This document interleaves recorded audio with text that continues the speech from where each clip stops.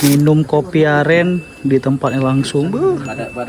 Badan. Nah, setibanya kami di Kuta Cane, kami langsung set up kamera untuk proses syuting. Untuk lokasinya itu di sekitaran Ketambi, yang dimana masih banyak petani yang mengolah air nira untuk menjadi gula aren yang diproses dengan sangat sederhana dan tradisional gitu, men. Ketika proses pendinginannya, si bapak juga nggak menggunakan timbangan, tapi hanya menggunakan piringan yang terbuat dari bambu untuk cetakannya. Oh iya, untuk perlu kalian ketahui, gula aren yang ada di Kuta Cane itu emang agak sedikit berbeda, baik dari segi warna, tekstur, aroma, dan juga rasa. Di sini aku juga nyobain gula aren yang fresh from the oven biar lidah nggak cerekep. Aku masukin dalam air dulu, dan rasanya tuh seperti kalian lagi makan permen karamel, tapi ya kayak kenyal-kenyal gitu, men. Yang paling epicnya lagi pas lagi syuting, si bapak nawarin kopi aren yang bisa aku bilang Kopi aren di Banda Aceh nggak ada apa-apa sama kopi aren di sini.